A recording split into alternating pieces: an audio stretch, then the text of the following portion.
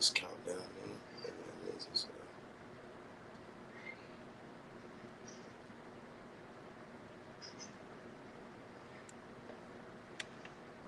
Ladies and gentlemen of California, Trap Trinity, Compton, Long Beach, Los Angeles.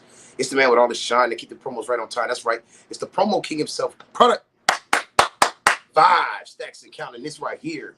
This is California's finest radio. Hey, please, man, like and subscribe. People that's pulling up, checking me out, whatnot. You know, this is my first time on Streamyard. Just trying to, you know, extend my powers. You know what I'm saying? All through the internet, extend my hand. This is really crazy. Hey, shout out to everybody. You know what I'm saying? My camp. Shout out to the team. It's different. It's man different. You gotta get used to this shit, man. A whole lot of going on. A whole lot going on, man. Shout out to Dre the Virgo.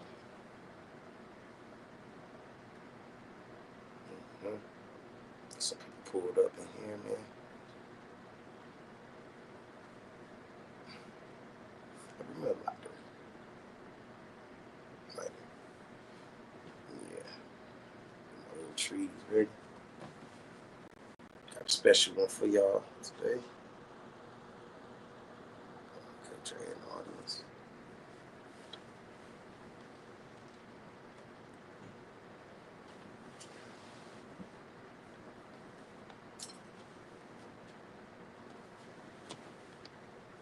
So you gotta get used to this here.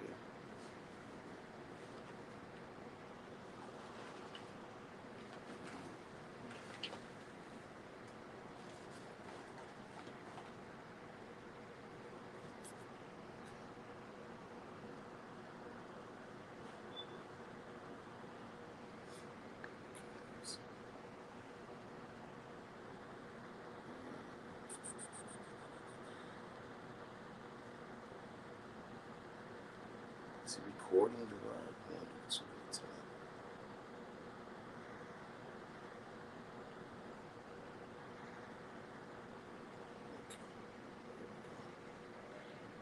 All right. Gotta get the traffic up on this one.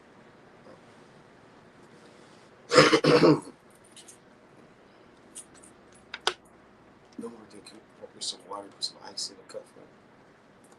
Please. Thank you. Huh? Put some more water in. I just put it. All right.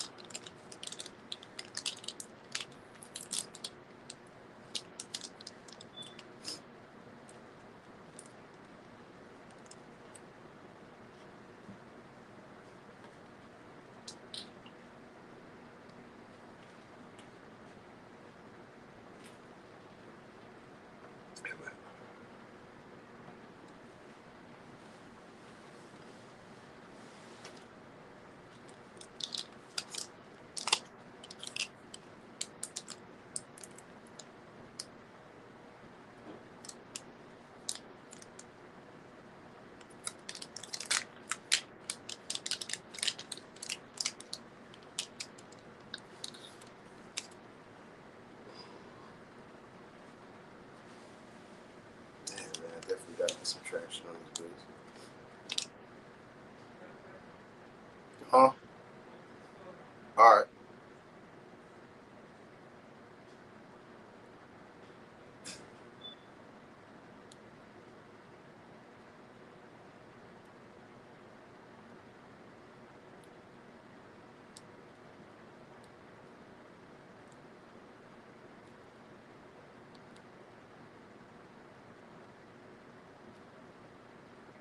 Jared, can you hear me from where you are? Hey, yes, Jared, you hear me? it automatically records? So if I want to go back and take snippets and stuff like that? It automatically records. It's going to go on your, and this is going to go on your live too. So make sure you clip this out, okay? Because all you was doing was snacking in the mic and all that stuff. Okay. All right, I'm going to drop back down. All right, bet. All right, bye. Let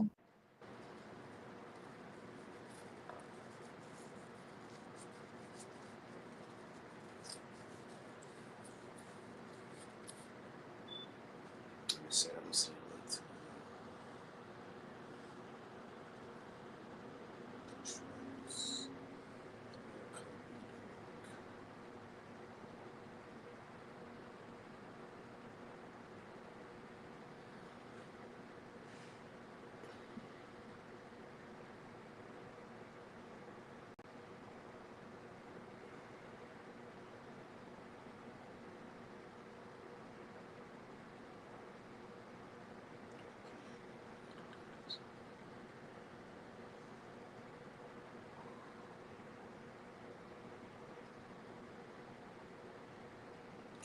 Okay, that's how you.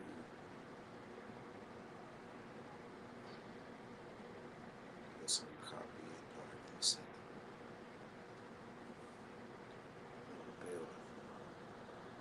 What's going on? What's going on? Oh, that's like that TikTok, bro. It's like that TikTok. Hey, what's going on? And this shit go back to 0. Let's see this in the Travis real quick.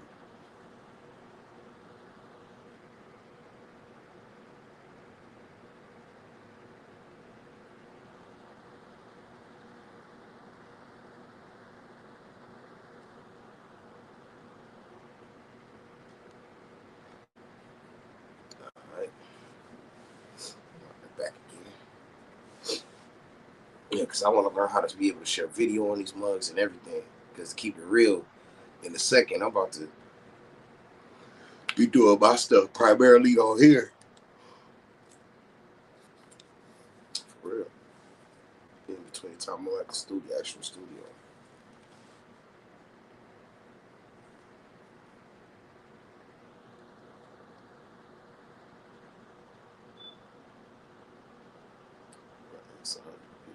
Right, you're right. Okay.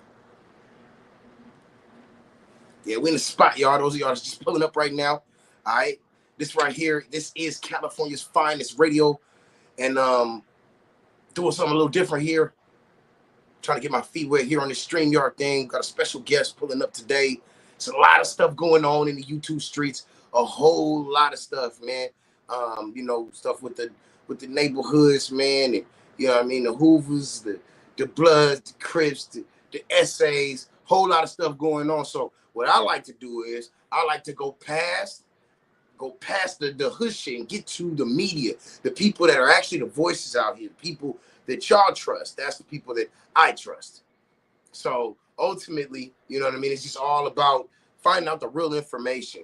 The guest I got coming in today, very impressive work, fantastic artist, and to watch his meteoric rise as a journalist has been a real treat. We're gonna have young Aunt Jefe in the spot today. Just totally geeked, and I think that definitely we want to make sure that we get the right experience where we sit down, we speak to these people, because these are public figures. Okay, these are people that do have influence on the times, and that can create change in the streets and beyond. Shout out to ODM Slim as well. You know, I got the opportunity to talk with him on my show recently. I'll probably be doing another StreamYard interview. Matter of fact, what I'm gonna do for y'all is I'm gonna start doing, now that I'm getting used to the StreamYard, even though I'm technically technologically illiterate. Shout out to Trader Fergal for helping me set this all up. But yeah, I would like to start doing a lot of interviews via StreamYard, man. It seems really convenient. Probably tap in with the Hood Postman of the Mail, and then do this too. Make sure you guys like and subscribe, and share the link. And you know, anybody that want to tap in, please tap in. You know, in the comments. Let me know if you guys got any questions, anything like that. You're here to preach the good news to California congregation. Innovative Culture Production. Shout out Cam. Yeah. About to get in today.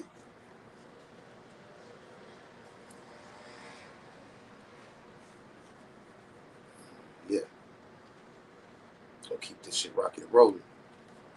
We getting started in about 5 minutes, y'all. Gonna turn it up. Send this link to a couple more people.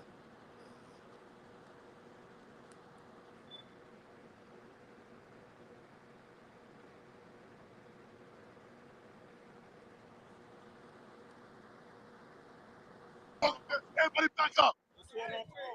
Everybody back up. Brandon. Thank you, man. Everybody back up. Yeah, 30 seconds. Oh yeah, this right here. This the trippy thing right here. What up, Brandon about to do it? A lot of shit going on. You know, I think it's funny, man. You know, I don't have no particular smoke with Flacco, but you can always tell the level of respect that people got. I mean, as a journalist, when somebody walk up and just snatch my microphone out of my hand without asking me shit, that kind of let me know what people really think about me. Okay, come on. Okay, wait. I have my issues, you know. Shout out to Gangland Neem, you know, he came up with an interesting point. One of the points that he brought up was this whole no jumper stream. Because guys, I ain't gonna lie to you. I was gonna try this. I was gonna audition and give no jumper my all. I think I would have did pretty well.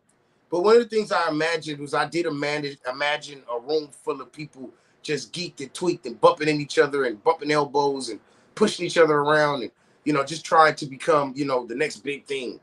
And I'll be honest with you, like, I'm not a trained monkey, man. I mean, shout out to everybody that tried it. Shout out to everybody that went out there and gave it their all, and, you know, and tried to, you know, make an opportunity for themselves. But at the same time, I already knew what this shit was going to be, man. I already knew what this was going to be. I knew it was going to be a room full of like 50, 60 guys. First of all, the smell in that room with the heat, the smell in that room because of the heat up there in Burbank, California, I know that it smelled like corn chips and asshole in there, first of all. I'm just going to keep it at 100. I'm going to keep it a buck. I think the smell was really bad in there. And I just think that, you know, people, I think that Adam just needed, you know, he needed the clip farm. Because when you really look at it, like I was telling somebody earlier, and there might be more clips coming out, might be more viral clips, but so far the only viral things that have come from this were the fight with Brandon. Taking one check. I want to talk about that. I want to talk about that with y'all. First off, I had no issue with Brandon either, man. No issue with that, man. I feel like he false flagged a little bit, but you know, that's his business. But look, I don't think it. I really do nigga funk or overpower female sweetness any day, and it was definitely more niggas than it was females in there. So I'm pretty sure.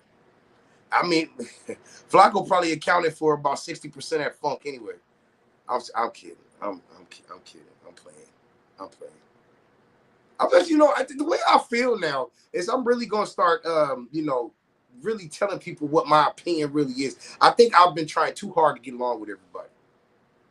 That's what I think. So I'm gonna start keeping it real. I'm gonna start really keeping it a bean, you know.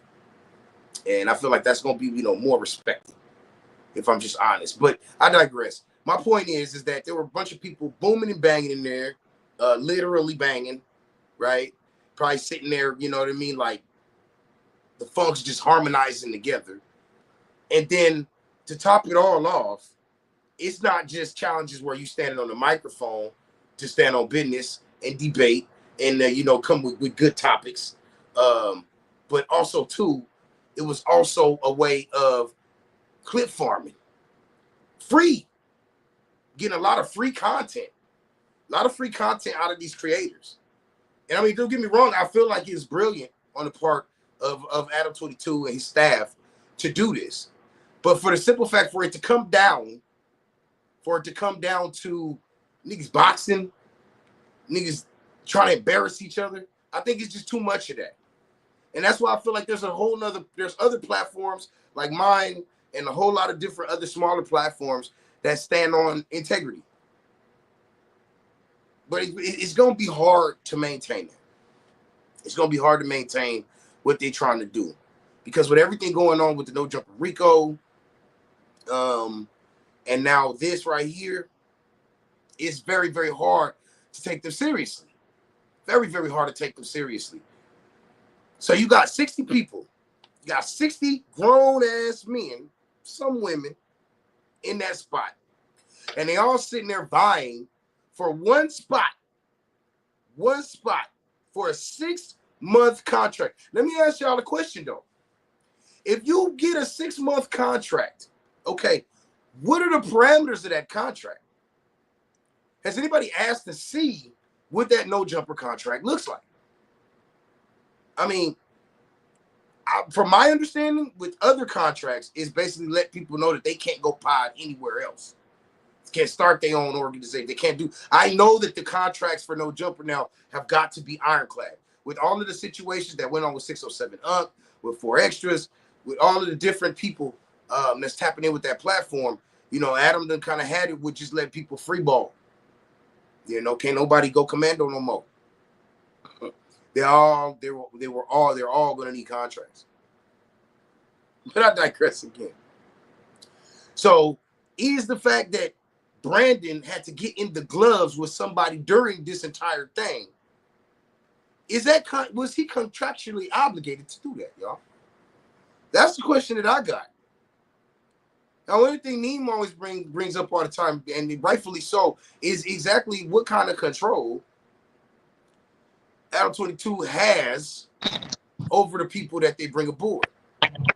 Okay, okay, yeah. The man of the hour is here. What's the deal, man? We got my boy, young Ed Jefe. Care about nothing but what the check say.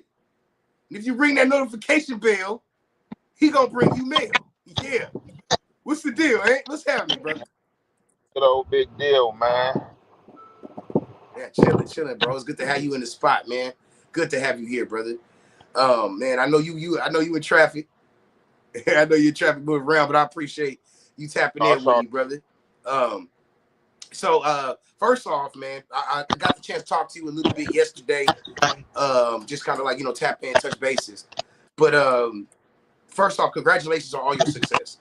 Just, you know what I mean? Just the growth, bro. Like, you know what I mean? Like, fuck, bro. Just think about where you was years ago to where you are now. And it's got to be mind blowing that you a public figure now. I mean, you was a figure in the streets already, but you a public figure now. How does that feel? It all feel the same for me, bro. Like, it all feel the same for me, bro. I don't feel like no celebrity. The only difference, it is a difference, like as far as when you just a street person, you feel me, and people know your street repertoire, people, keep it in their mind how imminent, danger can be, with dealing with people. But I kind of think like when you a public figure and you coming from the angle that I'm coming at, like you open the door, for people, to approach you and stuff like that. So I think it's just the difference is it's more people approaching me, my face more noticeable to people who probably pass by me in everyday life, not knowing who I am, being that, I'm being televised on YouTube, in front of thousands of fans, from my platform, or, whether it's No Jumper, whatever the case may be, whether it's Instagram. So just, it's just regular for me. And I like it that way, because I don't look at myself as no celebrity or none of that. I'm just me, you feel me? I'm trying to, just get this money, run it up, put some good music out, and put some authentic content out. That's right. Now, I feel that. Let's start. I want to start with first off with the music part. Okay, we'll get into the street lore in a second. But I want to get into the music. I want to promote your music, man, because no, I'm not like I'm not gassing you up, bro. Like I told you yesterday, like some of your joints I listen to on a consistent basis because it's real shit. It's some of the better music that's coming out of the scene where we located. You know what I'm saying? So you know what I mean? Like because of the shit that you're talking about, the subject matter. You know what I mean? And just talk to me a little bit about, because I'm pretty sure the music been a part of your dream way before any journalism. You know what I mean? So just talk to me about how you got introduced to the music game and started, becoming the lyricist that you are. No, I got introduced to the music, early on. You feel me? I think everybody get introduced to it early on if you had a household and your parents played music. So, my father, he was like the real musical one. You feel me? I had both parents in the household. My father, like on any given day, it can be oldies one day. If my father was still alive right now, rest his soul, he'd be 73, 74 years old. So, it was different ranges of music that, I was introduced to, whether it was oldies, whether it was Tupac, whether it was NWA, You know what I'm saying? And then just me coming up as my own, you know, I start gravitating towards other artists. You feel me? You know what I'm saying? Up Tupac, you know what I'm saying?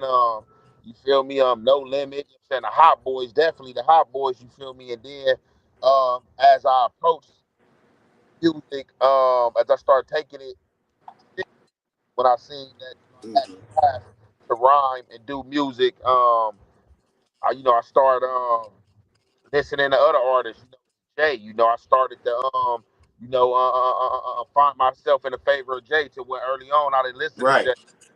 Just with my boy Trey Capone, you feel me? My boy Trey, Yeah. we grew up in the same public housing, you know what I'm saying, project, you feel me? And we used to be outside his window and outside right next door his neighbor window, my boy Ace. I don't know if you know Ace. Hey, you said Akins? Oh yeah. So Yes, sir. basically Ace and Trey stayed right next door to each other. I stayed right across from them. So, you know, Oh, early okay. Yeah. on, you Okay. know, I used to be rhyming with them dudes. You know, they older than me. You know, I used to be rhyming with them when I was a young dude. I used to be at the window freestyling with them over instrumentals and stuff like that. So that's what So kind of honed my craft. And then going to jail, I think going to jail and just, doing poetry and just, being confined to the cells and stuff like that. And, just, looking for a way to not allow myself to be submerged as somebody that's institutionalized, rapping, that was one of the things, I look forward to doing.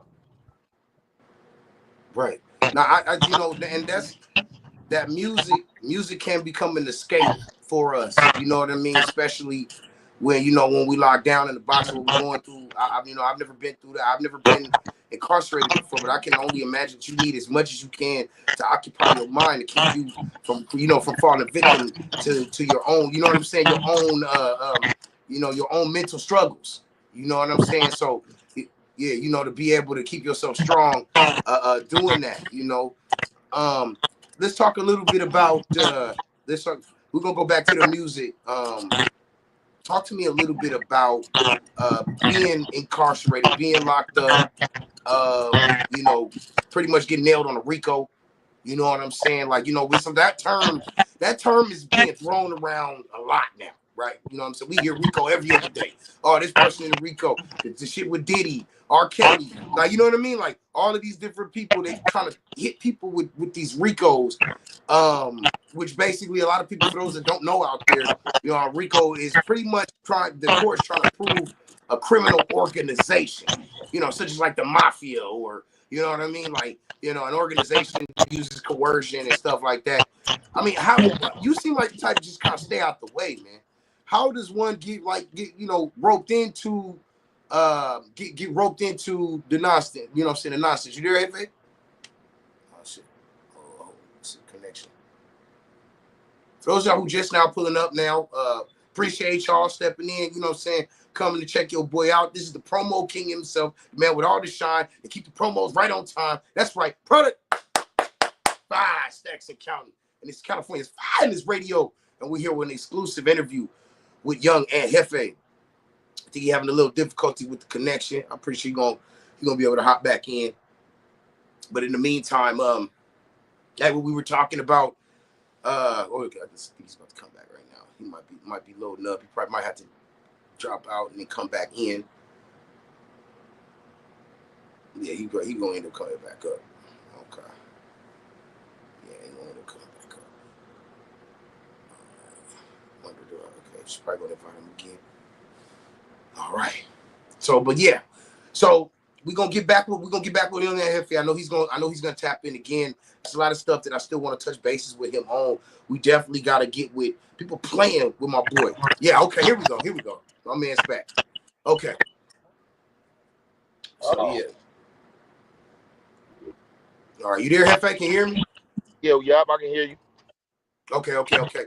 So just talk to me a little bit about, long story short, kind of talk to me a little bit about, like, you know what I mean, how you kind of got roped in to the situation that got you locked up. I know you were a young guy. I remember watching one of your interviews, and you were talking about a lot of the cats that you were hanging with was much older than you were.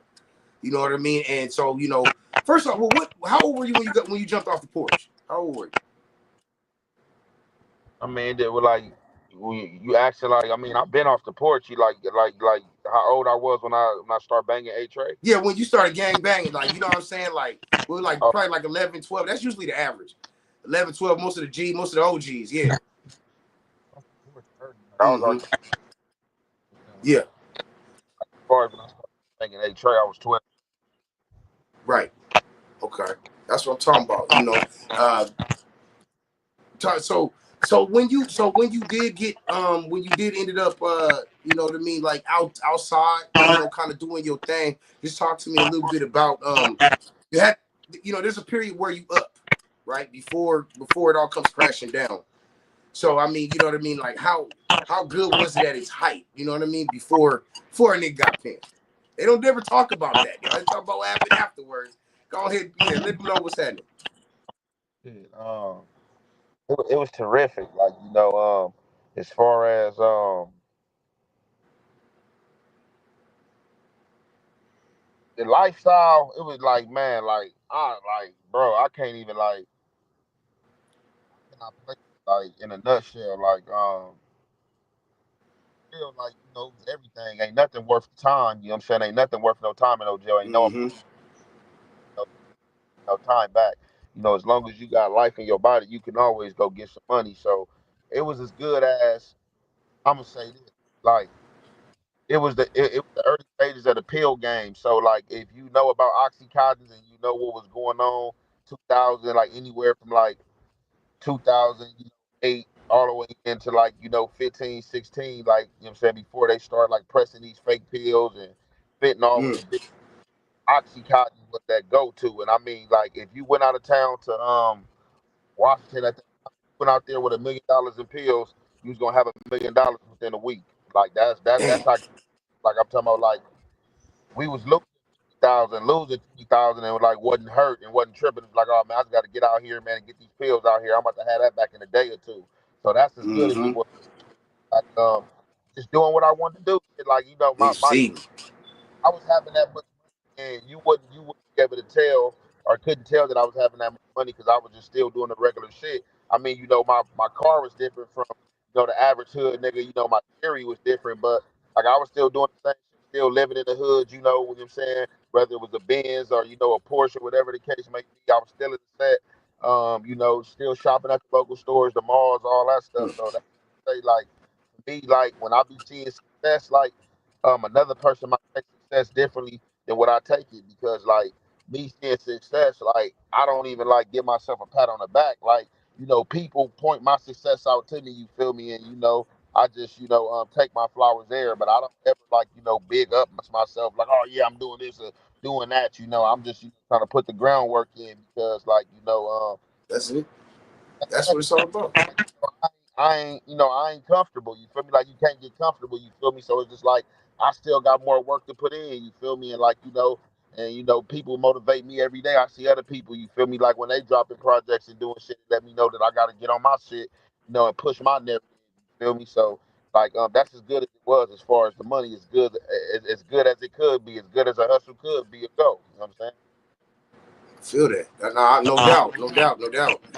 To go from being first off, shout out to the chat, shout out to everybody in the chat. You guys, you definitely got love in the chat. They pulling up for you, AFA. Thank y'all for pulling up. Please like and subscribe. Got a whole lot more content like this on the way. From going from being at the top of the world, and then all of a sudden you get those, you know, you get those flashing lights in your rear view, or you get that bang on your door at 4 o'clock in the morning, and now the dream is over, because we knew it was fleeting when we did it, but we know the dream is over now. And you at that point where you like, fuck, okay, I'm going in. What the fuck? It ain't, because you're not the type of nigga that you ain't no crybaby, man. You the type of nigga where you stand by a code. And so you knew when the dream was over, it was time to just fuck it, man. All right, it is what it is. So just take me back to that day when it was like, you know, boo, and it was, you know, everything changed. I mean, everything changed on the morning. They came and got us. Other than that, as long as you was outside, I was outside. I was getting money, but everything changed on the morning. Leap year, February 29th, 2013. When they indicted us. I had stopped by my mama house that night. I didn't even go to my spot. I had stopped at my mama house at that night because I was in I was in downtown LA at this strip club at the Deja Vu, right? And me and the homie Shady A from Avalon and my boy P Trey from West LA, Playboys, rest in peace. They was with me at the strip club. I parted ways with P Trey. Me and Shady was in the same vehicle. I dropped Shady. I went home from there. You know what I'm saying? So as I'm on my way home, I'm looking for my weed. I can't find my weed. So pull over, hop out my car, tear my whole truck up, can't find it. So I hit my boy. It's like 1 a.m. I'm like, hey, bro, wake him up. You know what I'm saying? I keep calling his phone till he pick up. He pick up like, what's up, bro? I'm like, I need weed, bro. He like, dang, bro, I told you a zip like 2 hours ago. What happened? Like, I'm saying, I'm like, man, I lost that, bro. I'm trying to get some weed. Like, you want this money or what? So he like, pull up. I pull up, grab the weed. My boy, when I go to my boy house and grab the weed, you know what I'm saying? I smoke one with him. I smoke one with him. I kind of doze off on his couch. And when I doze off, my boy get the phone call like, hey, look like they about to hit the set or something. Like the police, like not that. Basically, he had got the call that the feds was in our neighborhood. They was at Ralph's on Manchester and Western. Like they had ATF, they had FBI, ATF, FBI, and DEA. You know what I'm saying? They had them right there grouping in the Ralph's parking lot. You know what I'm saying? So they was, you know what I'm saying, coming to raid the hood that morning. So the homie like, hey, bro, they saying the feds right there on Manchester and Western. I'm like, what? He like, yeah. I'm like, damn. I'm not knowing they there for me though. I'm not thinking they there for me or any of my homies. You feel me? Even though Right. people have little spooky stories and run in and stuff, it's still not registering to me that I'm about to go down for an indictment. So I leave the house. When I leave his house, instead of going to my spot, my mom's house, neighborhood, and close to my mom's house, I go to my mom's house. I go western, turn on Manchester, look. House parking lot, see all the agents. I look, I'm like, damn. I'm like, man, somebody about to go down, not knowing that I'm about to be one of the persons in their custody within an hour. I go to my mom's house, pass It's out. levels to this shit, for real. I her waking me up like, hey, get up, the police outside. So she said that I was like unconsciously talking. I tell her like, man, like, she like the police calling you, they outside. I tell her like, police ain't calling me, they calling your neighbors. You know what I'm saying? So she Yeah. get calling you like they calling your name. So I hop up and I hop up. You feel me? They all outside calling. I hear them calling my name. Then I come to now. I'm like, dang, you feel me? So she looking like, what you want me to do? I'm like, just open the door, let them in. Open the door, let them in. They come in, get out, all the extras. Pull my mom and dad out. Put them in the zip ties and all the little BS. So that had me kind of like pissed off. So I'm tripping on them behind that. They gather me up and stuff. Once they conduct a little search of the house, see ain't nobody else in there. They bring us back in the house. Let my mom and father sit down on the couch. Had me at the kitchen table, and then just asking me questions and shit, like asking me if do I know what I'm being indicted for? Like, do I know what I'm being indicted for and stuff like that? And I'm like, nah. They was like, man, about Spokane, Washington, Eastern District. I'm like, man, never heard of it. They was like, we find that funny because we got you on an indictment out there, and that was the day that it all came crashing down.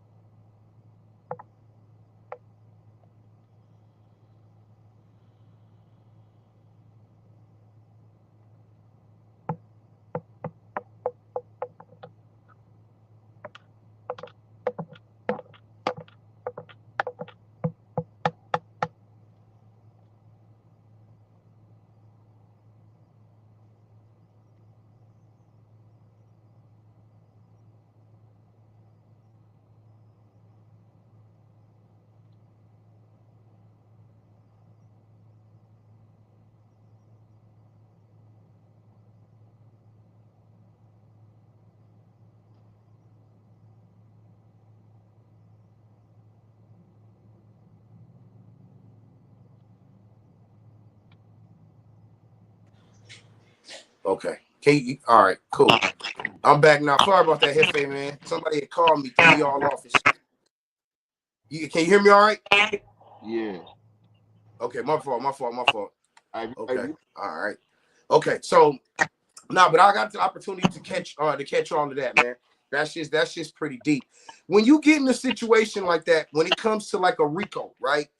Ultimately, in order for them to prove their case, stuff like that usually comes down to the people that's involved around the RICO, right? So that's always going to entail people that you might have had conversations with, or people you might have bumped into while doing business, shit like that. Is it immediately as soon as they tell you what they pulling you in for, do you start thinking right away, okay, who telling? Like, you know what I'm saying? Like, is that the first thing that runs through your mind? yeah, and no, because right, I was on an 8-trait gangster indictment, right, but that was the narrative the feds painted. So another thing, right, I wasn't on the RICO. My case was charged with um CCE. You know what I'm saying? It's bigger than the RICO. Okay. You're charged with a CCE, continuing a criminal enterprise. You know, that's the most, vicious thing you can get charged for in the feds. You know, they say only like 3% or like 1 to 3% get found guilty of that charge. But yeah, ours was bigger than the RICO. It was a CCE. You know what I'm saying? A RICO only carry 20 to 0 years. Like if you can beat a RICO, you feel me? Like I said, people don't always get found guilty on RICOs. Like y'all just hear about the RICOs that people do get found guilty on, but it only hold 0 to 20 years. You know what I'm saying? So you can get a year off a RICO. I've seen people come to the feds and get found guilty on a RICO and get 2 years, but people automatically hear RICO and just be like, oh, you know what I'm saying? Then it probably don't make it no better with Dre and Meek making a song. It might get hit with the RICO, you know what I'm saying? But, you know what I'm saying? But yeah, it's like a RICO. I don't know. Like me going to the feds, like a RICO, like a regular charge. Like it's just hearing the name RICO. It's like racketeering, something Yeah, else, and corrupt, like yeah, organized. I got a little bit of, organized crime. yeah, you feel me? We was charged with the CCE though on my case, but like for me, it wasn't really like about who was telling, because once I seen who was locked up, everybody that I was dealing with was still on the street except for one person, and they was right there with me. So for me, it wasn't about who was telling. I knew it was some bullshit. The feds had just put a case together. They had got some information that it was a lot of A-trades in Spokane, Washington, and this is what they was doing. So with that right there, you know what I'm saying, they start whatever doing little investigations. A lot of these people was my childhood friends. I was out there doing my own business. I wasn't doing A-trade gangster bidding. I went out there to get money for myself. I didn't, you know what I'm saying, I wasn't getting money like on an A-trade gangster indictment, like how they try to make it seem, you know what I'm saying? Like in the beginning, I first went out there, you know what I'm saying, by way of some people, we ain't gonna never mention no names or nothing like that. I went out there by way of some people, but I dealt with them probably for like 2 weeks, and after that I was on my own. So it's just like, for that, if you want to charge me for relevant conduct, you can charge me for 2 weeks of dealing with these dudes. Other than that, I did my own thing, and in that case, I should have took it to trial, because if I would have took it to trial, I would have got less time than the deal that I was taking, and I also could have shown and proven that y'all just throwing me on this as an 8-trait gangster with other 8-trait gangsters, and a lot of these people is my childhood friends. I wasn't doing business with them. You know what I'm saying? We just happened to be in the same city doing the same shit because it was an epidemic. It was a pandemic at the time. The pandemic. The pandemic. This is running bag going in, bro. For real.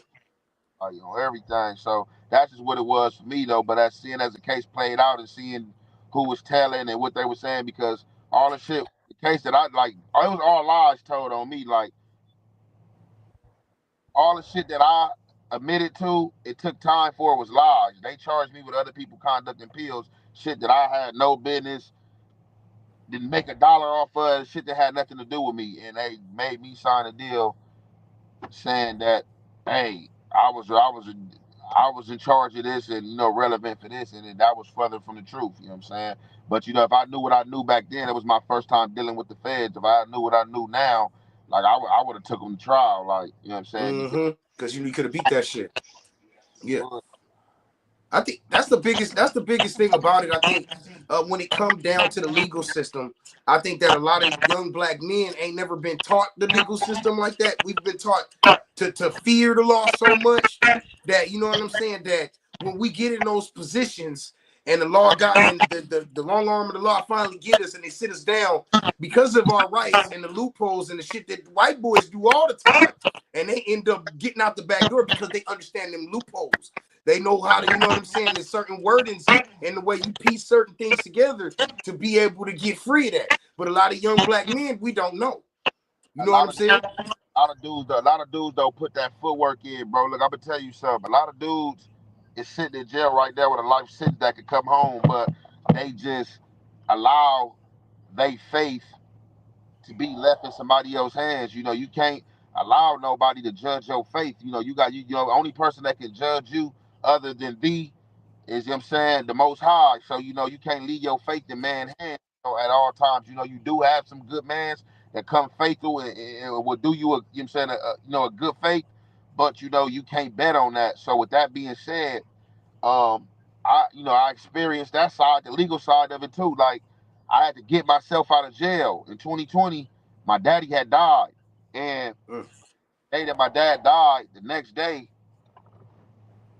the federal police in jail at the federal institution I was serving time at, which is called the SIS, that came and took me to the hole.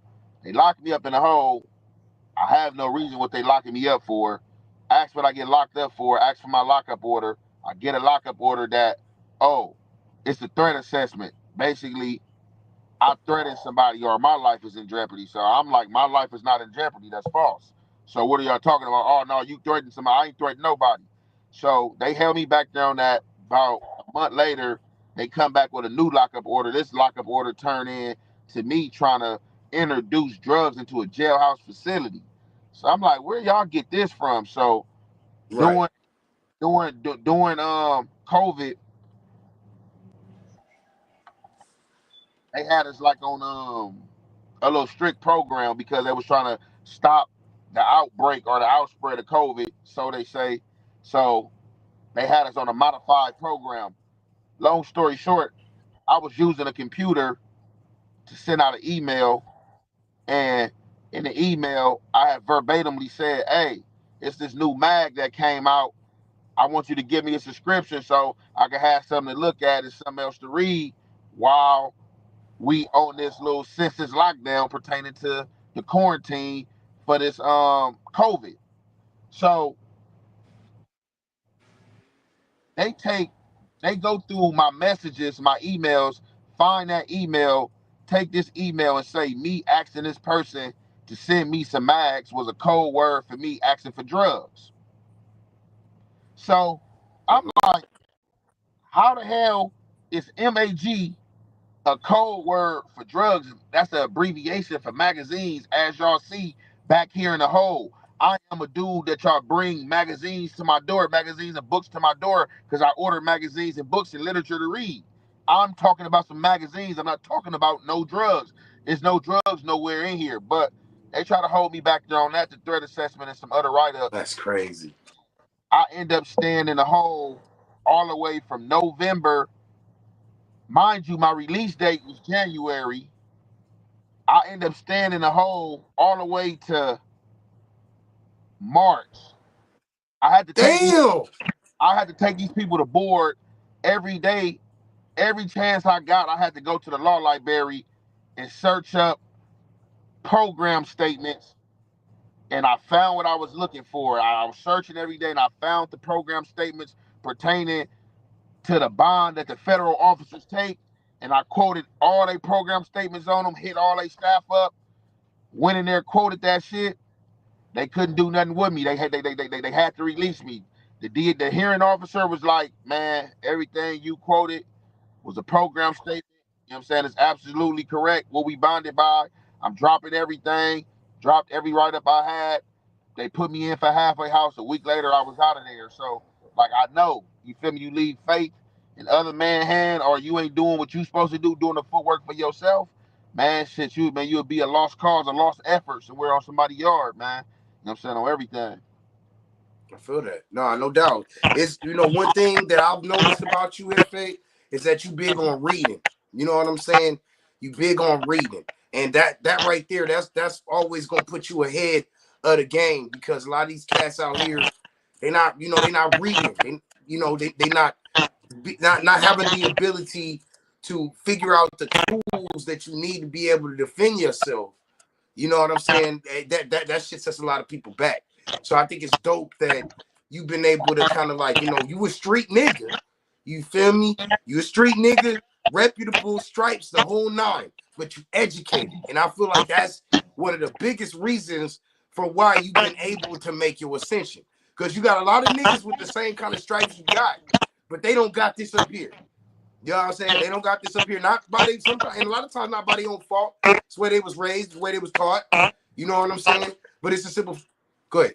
I have to cut you off. All those are elements though, so it ain't like, for me, it ain't education. Like, educating myself, which I need to continue educating myself. Like me, allowing myself to read, to open my mind to variety of other literature, is just an aspect of it. Literature, my experiences, my experiences, and experience literature, and just being knowledgeable. You feel me? Like on everything, like wisdom. You feel me? Like on everything, just like wisdom through experience. You know what I'm saying? Right. So like all that play a factor. You feel me? All that play a factor. Absolutely. Okay, so now we fast forward. Wait, I do got one more thing about Jay I want to talk about. You and my boy ODM Slim. Now, a couple people have told me between Trey Capone and Travis, they told me y'all niggas, y'all locked in, y'all tight as fuck. But when y'all used to be inside, y'all was like brothers. But he said y'all used to beat the shit out y'all all the time. Is there any truth that it was just friendly fades all the time, or what? Talking about you and ODM. Slim. No, one of those situations. ODM had rushed the homie from West LA, Trace, and I was coming out the classroom. Yeah. School, after the scuffle was happening, ODM Slim was still in the hallway, turned up, like, you know what I'm saying, dissing. I didn't even see the fight. I just heard him dissing, like, F, woo, woo, woo, turned up, and I was walking by with a staff, and, I just got off. That's crazy. That's true, man. And you fast forward, you look now like niggas is cool, niggas is locked in, niggas is straight, bro. No, because I did what I was supposed to do. I wouldn't expect nothing different of him. You feel me? Like, you walking by, you hear your community dish, right. You know what I'm saying? Like, that was like right off the back, like, you know what I'm saying? It was just like the reflex, you know what I'm saying? Like, hold on, like, oh, he tripping. Yo, my boy ODM, shout out to ODM Slim, man. He turned up the show all the time. I got a quick shout out to the chat. Those of y'all that's pulling up. For those of y'all who don't know where you are, man, this right here, this is California's finest radio, and I am the promo king himself. Product 5 stacks and count. We locked in the spot of the California congregation. And today in the pulpit is my boy Young and Jefe. You know what I mean? You know what I'm saying? From the streets and teens to money and being a king. That's what I'm talking about. All right, so you got a question in the chat. I'm gonna go ahead and fire it to you. Return of the Mac. He's asking what happened with you and Munchie B, and why did Munchie B drop a diss song? I don't believe he dissed you in the diss song, so I don't. You know what I mean? That's a disconnect there. But I did hear that he did drop a diss. Okay, look, he gonna probably have to drop down, come back up unless it's reloading. He might got a phone call. Y'all stick around, y'all sit right there. F ain't going nowhere. We locked in. Hey, y'all, please like and subscribe. I'm still relatively new to this YouTube stuff. I came from radio and podcasting on different platforms, y'all, so bear with me. I'm still learning, trying to get this shit together and create and drop this good content for y'all. So if y'all got any other questions or comments, please feel free to drop them in. Like I said, please like and subscribe. I'm gonna be bringing more to you guys. I'm trying to bring journalism, real journalism, back to the platform. Okay, we got We got Jefe back in here. But yeah, so we got a question from a return of the Mac. One of the people in the chat, he was asking what happened with you and Munchie B and why did Munchie drop a diss song? Like I was saying before you blinked out, I don't think do I have to check? Yeah, sure thing, Ellie. I got you. But let me ask you a question, Jefe. It pertains to the situation with Munchie because I don't think he dissed you, but he did diss select members of No Jumper. Like, how do you feel about that? Or you know anything about that? Yeah, man, I'm on Munchie line, man. I'm on Munchie line. Man, Munchie good. Okay. Munchie dropped the No Jumper diss because we got a No Jumper cipher that's coming out. You know, on the cipher, you know, a few people that Munchie don't deal with was on the cipher, so that led to Munchie not, you know what I'm saying, getting on the cipher or whatever. So I guess, you know, he played hard to Jekyll, you know what I'm saying, to Dr. Jekyll, you feel me? Like he like, all right, you know, I'm gonna drop this No Jumper dish, you feel me? Okay. That's great. It's all fun, you know, good promo, you know, shit, you know. He like, hey, I can't get on the track with y'all, you know, but you know, I'm gonna drop this No Jumper dish aiming at y'all though. Because I don't want this to become, because as I've been doing research, I got a video coming real soon just about the movements that, like, since Adam started doing journalism, man, that, you know, a lot of people that want to sit back, call the man a culture vulture, talk about him, say this, that, and the third. But Adam said long ago, years ago, when he left Atlantic Records, years ago, he said what his whole platform was about. And it was pretty much to take what's in the shadows and to kind of put it up front for everybody to see. If you talk about dope a lot, if you talk about gains a lot, if that's what your platform is, I don't have a problem with asking you X, because there should be no limits. That's really that's what I picked up from Adam 22. And as a journalist, I actually kind of have to respect it. Because if you're gonna continuously put yourself in my chair when you know how I am, nigga, then you kind of get what you get when you sit in my chair. So I got the chance to watch the interview with you and Adam as well. He's very respectful. He made sure that he, you know what I mean, like, he didn't press his line too hard with you. Just talk to me a little bit about your relationship with Adam 22 and then how that works out, you know. I mean, Adam straight, you know, shit, he cool, you know, like, you know, Adam, you know, creating opportunities, you know, like for me, it's the exposure, you feel me, you know, so like I said, you know, he interviewed me, you know what I'm saying, he was rocking with my energy, you know, he had, said like he felt like he should have had me on, that he had kind of, you know, waited a little longer than he should have waited, you know, from there, you know, he just cast the line, like, hey, man, if you want to, you want to come host with me? I'm like, yeah, for sure. So, you know, he just, you know, throw the opportunity out there to me, you feel me? So, you know, other than that, like I said, you pretty much summed it up. Like, you know, we all, like, if you watch No Jumper, like, you know how Adam 22 pod, you know, the questions he asked. I feel like, you know, with me, how he deal with me, I don't feel like he's too messy, but at the end of the day, you know, I keep in mind that he got to do his job. But as well, you know, I expect Adam to know too, not to be too messy or try to, like, you know, just set the goddamn room on fire or nothing like that. But you know, I pretty much, you know, think like, you know, he kind of keep it square with me. It was a situation yesterday where they knew that before I came up to No Jumper, one of the main dudes that was hosting was a white boy that was out of New York, that was an ex-A Trey, and he got X'd off for A Trey because he was messing with a transsexual. They could have been mad if I came in the door, but they was trying to tuck that away from me. But it came out anyway because once the dude got to talking, he like, yeah, you know, I was a dude. You know, I used to be a Crip. I don't bang no more. And I'm like, huh? I'm like, where you was from? And they all kind of like, and I'm like, where you was? He like, oh, A Trade. And I'm like, what? So I'm like, I'm looking at them like, why y'all didn't tell me? So they like, man, we ain't think you wanted to know. So they didn't really want to let it out the bag, like why? And then once I found out why, they like, yeah, you know, we didn't, you know, they want you to kind of think, you know, people were trying to play with you and take it disrespectful. Because like I said, you know, I make it known, you know, I don't, when I go up there, like A Trey ain't got nothing to do with me podding and none of that. So like, I don't bring my gang up there. I'm not podding on no gang banging time. You know, I'm podding as me and Jefe. You feel me? Just giving my perspective and opinion through my experience and how I feel, and that's that. So I kind of think like they know just from the situation that happened.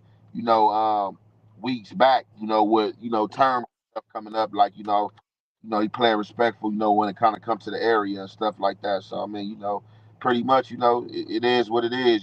People don't have their opinions. I feel indifferent. Like, I just seen him yesterday give an opportunity out to the person who won the pod thing. It was tied up, and he could have really went with the person who had more motion. He could have went with the person who knew YSL, that knew that was an A&R for Future. You know what I'm saying? He could have went with the boy Ugly Money. You know what I'm saying? But instead, he went with a dude that was a college grad. You know what I'm saying? From Venice, California, that just sits on his that just sits at his house at times and watch No Jumper. You know what I'm saying? And talk stuff in the chats. You feel me? So he could have just Right. went.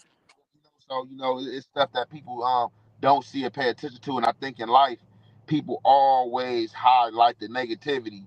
You can do 85% positivity and do 20% or 15% negativity. That 15% negativity is going to outshine the 85% positivity that you're doing. That's just how it is. Mm-hmm. No, I feel that. I feel that. Well, they kind of Manny World Media. He kind of answered that question for you, man. Shout out to the new No Jumper host. And it did shock me too that he picked a chat guy. But it does kind of make sense because nothing bigger in the chat. You know what I mean? Like, because those are the people that are sitting there and are taking in all of that entertainment, and they're the people that are going to give you honest opinions because they don't have anything to gain by putting the truth out there. And I think that's one of the reasons why Adam might have did that. Is to let the people know that, I'm not cape for him or anything like that, but I just kind of have a whole new respect after sitting back and watching. I want y'all to just stay tuned. Later on, I'll be, in a few days, I'll be dropping that video. And it's basically like, it's talking about the history of Adam 22 and how he's always had the views that he's had, his outtake, his outlook on the industry, and just pretty much pressing his line. And we could criticize Adam 22 for being in the door, but the fact is we gave him the keys to walk in the door to hip hop. It really does go back far. All the interviews, like really, like when talking about the interviews that he's done with like Juice WRLD, which was kind of like the main breakout interview that he did, was that interview with Juice WRLD, rest in peace. That was put on a plate to him. You know what I mean? Him just being around. His Young Thug interview, it was kind of handed to him. You know what I mean? Jefe should be popping back in. Just give it a little second. He's gonna be coming back. Those of y'all that are tapping in with me, man. This is my first time on the Streamyard. I appreciate y'all, man. This is California's finest radio. I'm the promo king himself. Product 5 stacks and counting. Please like and subscribe. I got other content on here as well. XXXTentacion. That was a huge one too. The SoundCloud era. You know what I'm saying? It was pretty big, pretty large. But just ultimately, like, the scene, the hip hop scene, what's going on the West Coast of California, we need to understand something. Gang culture is tied in deeply to what it is that we do here in the media. It just is on the West Coast. We could try to sidestep it. We could try to avoid it. We could try to make it seem as though it's not concerned. It's not a concern to us. But it's just here. The reason why is because of the lifestyle that we lead, man. Everybody ain't got money out here. So you kind of lean on what you know. And you know what I mean? And just and still here. Let me add him to the stage. He's back here. Okay, here we go. Had to add him to the stage, y'all. Okay, Ant back. All right, Ant. Can you hear me? Can you hear me, Ant? Yeah. Okay, bet. Okay, I'll just keep it number one for you. Okay, I want to talk a little bit about that little content fest that Adam did have up there at No Jumper. What are the most notable things? I'm just gonna put this shit out here. Look, Brandon got slid. I'm sorry, but he got slid. I slowed the tape down. I looked at it over and over and over. That first one, Jefe, that first one, he caught him under the chin, bro. If you slow that tape down, he caught him under the chin and he slid him. I'm not saying Brandon no bitch. I ain't saying he stand his ground, but he got slid, bro. That first time. Second time he slipped. I'm gonna give him that. But that first time, he caught him up under that chin and that momentum took him back, bro. Well, how'd you feel about that situation? He said, "See, you calling it in reverse to what Brandon calling it. Brandon said he slipped the first time and saying the second time it was a drop." See, you can't see it from the angle, right? When you're looking at the angle on the other side, like you can't see you can't see what's going on. You just kind of see arms flying. But that very first one, when they was locked up in close quarters and they both giving body blows, and then Brandon dipped his shoulder, and I saw a boy come up underneath, and it was momentum. Yeah, you know, he could do that little power. Caught him up underneath the chin, and you know that back leg went backwards, bro. You know what I'm saying? Wait, man. Oh, man. Hey, look. Yeah, you know, I love the energy though. You know, that was the highlight of the day for me, man. Yeah, man, that was the highlight of the day. You know, a lot of those people had good, a lot of good energy, a lot of good podcasters, a lot of vibrant personalities, characters.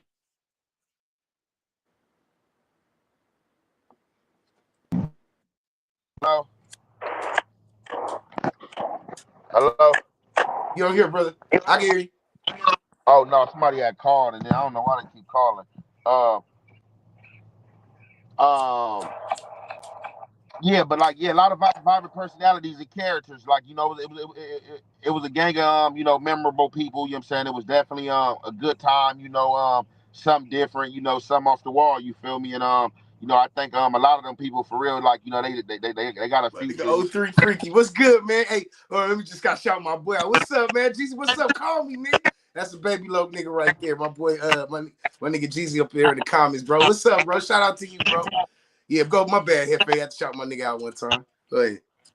Oh, good, yeah. But no, it was cool though. But like you said, that was like pretty much the highlight of yesterday. You feel me? Because you know, Brandon, talk that black belt shit, man. You feel me? And then you know, like I be telling people, like it's some real surgical street dudes out there that you know, like, cause it don't matter. You gonna have to have a chance to put that black belt or put whatever training you got on the motherfucker. Like if a motherfucker get the ups on you, or you get caught with something, or your chin weak, man, that all that experience go out the window. So it's just like you never know who you up against. So you like, you know, that's a lesson in its own. You feel me? Like right there, you know, don't judge a book by the cover, or you feel me? Sometimes you could be too overconfident, because I bet you thought he had it in the bag. You know what I'm saying?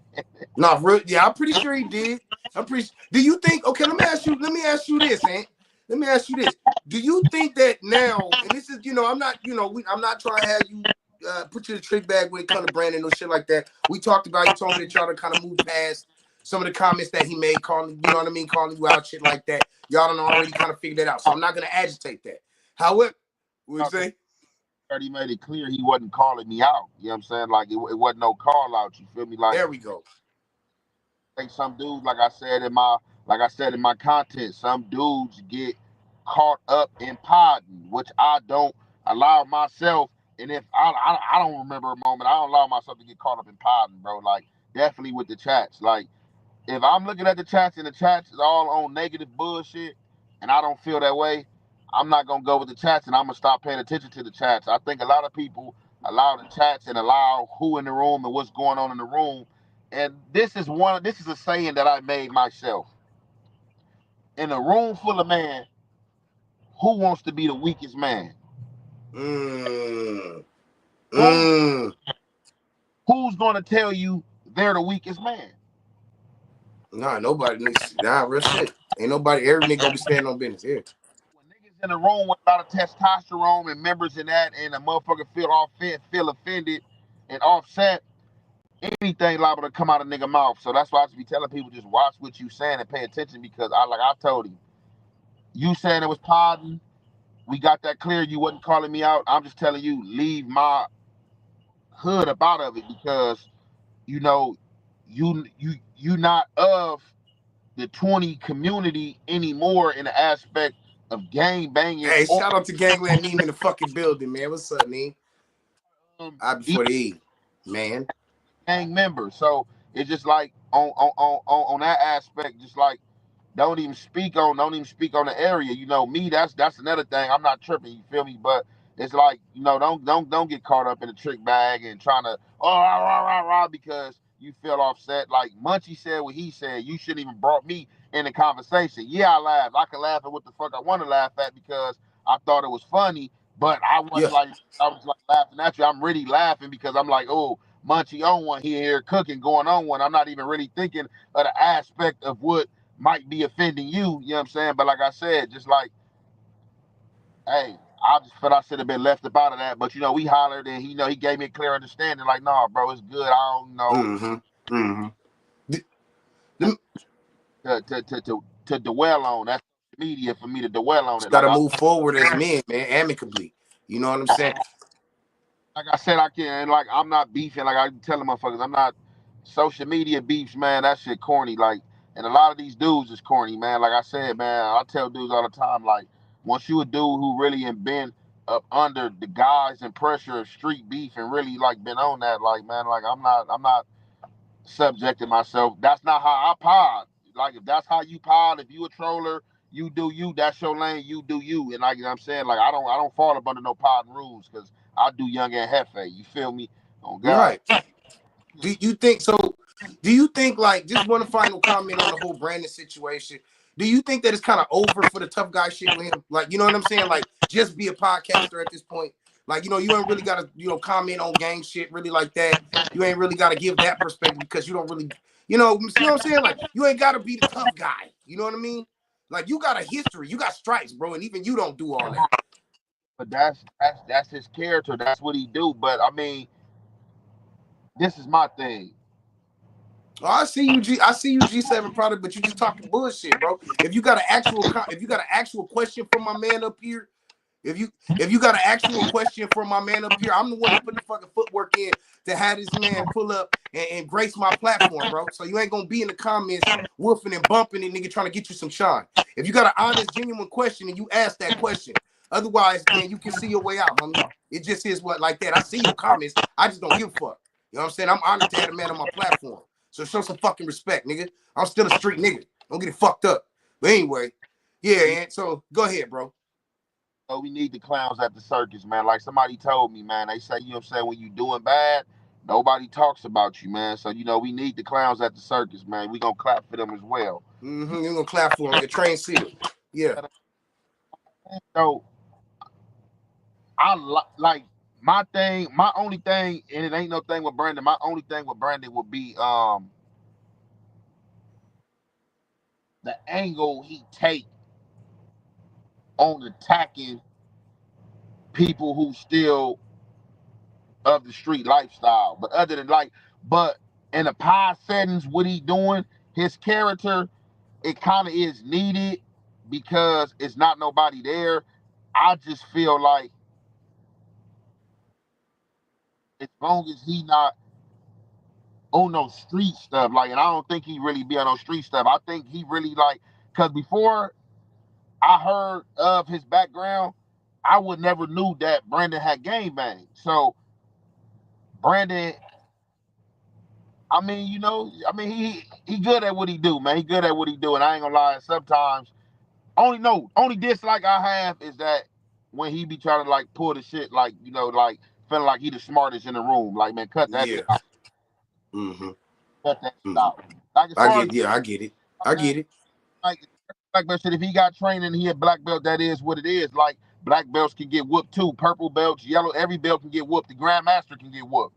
So it's like, I'm not gonna say stop with the tough shit, but because that was all fun and games or whatever. So I'm not gonna hold that to him just a real, like I was going face shots, because in Brandon arena, what he specialized in, them niggas gonna grab your ass up and take you right. Yeah, that close quarter shit. He would have had him on the ground trying to So being like, if I'm gonna be technical, I gotta keep it 100. You feel me? I ain't gonna say, oh yeah, stop all this, don't say this and that. Like, that'd be my only thing with Brandon. It's certain angles he take at times, and just I'm the smartest in the room shit, and over certain over talking, on the pod. But other than that, good podcaster. I think he bring a good angle. You know what I'm saying?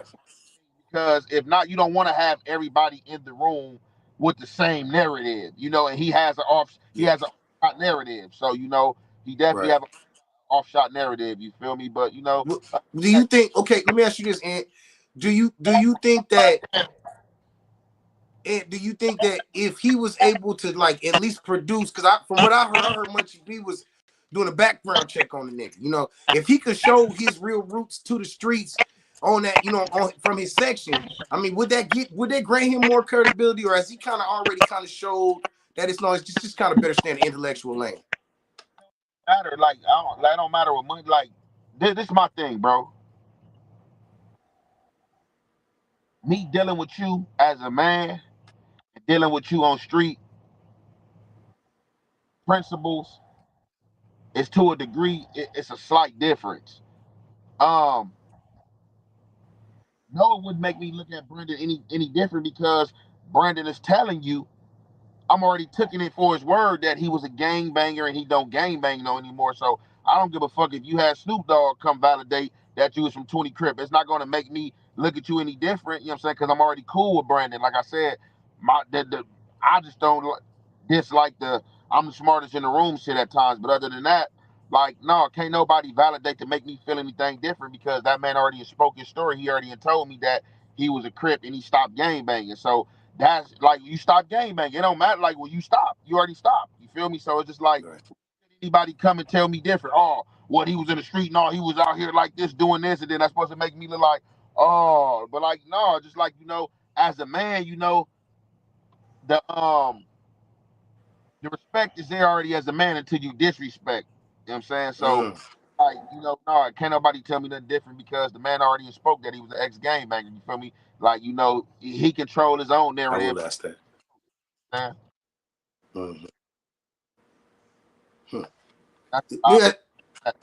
Man, like, and that's with anybody, like, bro, like, with me, like, you know what I'm saying? Some people gonna view it different, you know what I'm saying? Like, you know what I'm saying? Like, you dropped it early on, like, you know what I'm saying? Like, because me talking to Brandon and him, me asking him questions, like, Brandon, and he, like, his game banging, like, career wasn't that long anyway, though. It wasn't that long for, like, it wasn't it was like short. Like I want to say he said like 3-4 years, maybe 5 years, if that. Like he started. Well, the question that I got, I'm gonna be a little messy. I'm gonna be messy. You ain't got to be messy, but I want to know what the gap was. Had he already started when Tariq Nasheed chased his ass through the parking lot? That's what I want to know. Cause I seen the motherfucking receipts. I seen the nigga run. You know what I'm saying? So I'm just now you ain't said nothing, Jefe. That's me talking. But I'm just saying. What's that? I was actually out of here. I just heard you. I just heard you going on one. I didn't hear what was the question though? You said some. No. It wasn't really a question. I was just making a statement. I just kind of wanted to know: did he stop? Was it before? Did he stop before or after he was running on camera from Tariq Nasheed? Now that's my question because I seen the videotape. I seen it. I got the receipt of the nigga running. You know what I'm saying? Like, jumping over barriers and shit to get away from another man. That don't feel like no gang member shit to me. But who am I? Who am I? I ain't got no flag. Who am I? I'm just saying. But I ain't gonna twist it up. I just had to get that out. But talk to me a little bit about the music that you just released, man. I love I Can't Run. I love that one. I love that song. All right, that's kind of ironic, right? I Can't Run. I love that song. And I love that song and Bath and Body Works. Those are two of my favorites right there. What's your favorite song that you've released so far that you created? I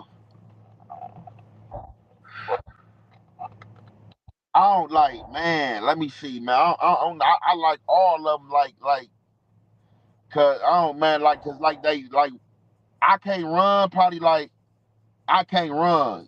Bath and Body Works. It was fun for me, like you know what I'm saying. The shoot was fun for me. I had fun, you know what I'm saying, and all that. But I Can't Run. That's like it was like that. That's something more personal for me. So that's off my last. That's off my last tape. That's off my last tape. Don't Care About Nothing. Get You Whacked. That's another one. Get You Whacked. That shit go hard. That go dumb. Yeah. Shout out to Ellie Dash. That's a fact. Yeah, that one go dumb too. That's off. That's off the same track. That's off. I don't care about nothing. What's the name? Bath and Body Works. That's about to be on my new. That's about to be on my new project. I'm about to drop in a few weeks. That's okay. at Bath and Body Works and Face Up.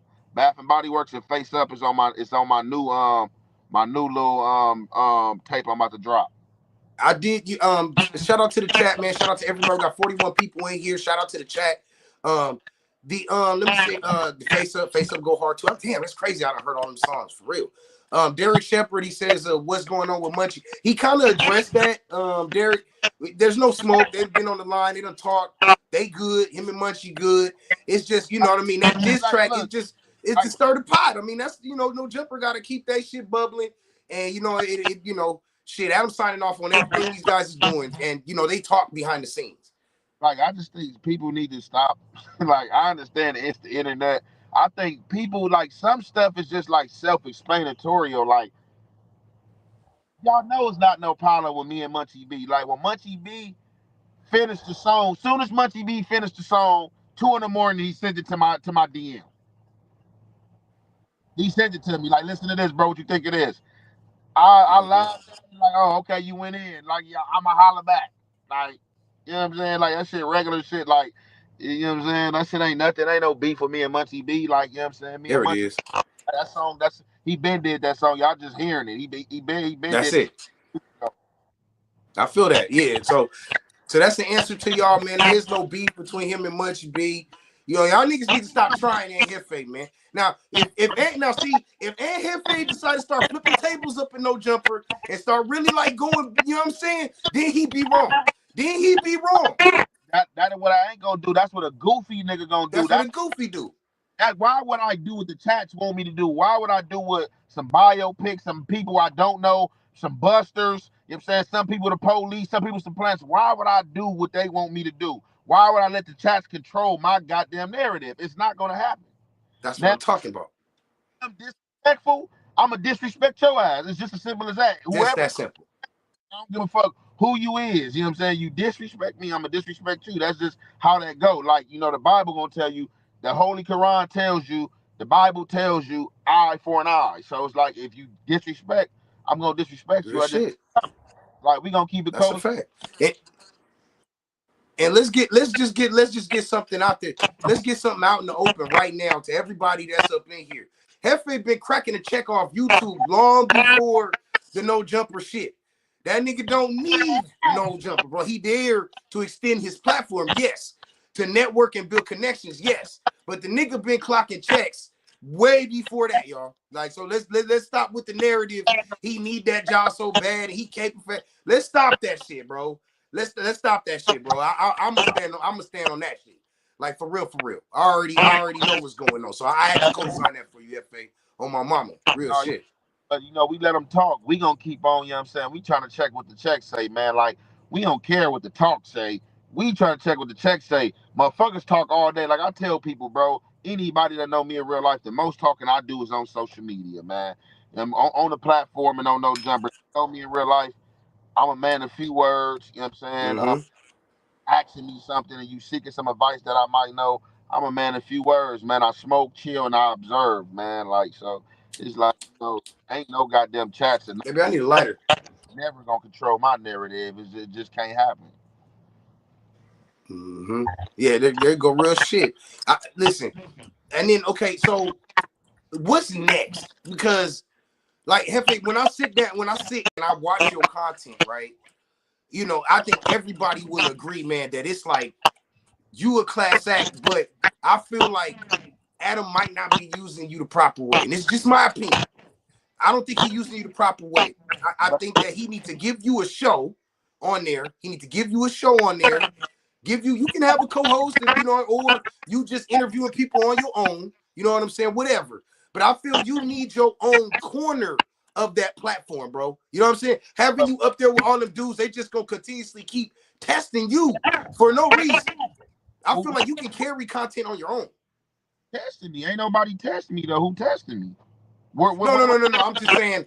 I'm talking about the slick shit niggas is saying and the weird shit. I'm saying, me personally. This is just me personally.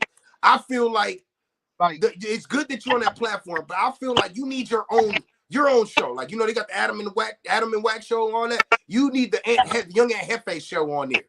So you can, you know what I mean? You can develop your own content. bringing your guests, the people you want to interview. I feel like that'd be a better play, other than just sticking you in the middle of everybody else and you getting a sidebar. I can do that myself. That's what I'm saying. That's what people don't understand. I can do that on my... Okay. I'm not like really. That's what I like. People, I think people be getting caught up in trying to like place people like where they see they self at or their position where they see they, like for me, like the pod and shit just happening. So I'm not approaching the game like a journalist or somebody who went to school to be a journalist, because I don't. That's the type. Fair enough.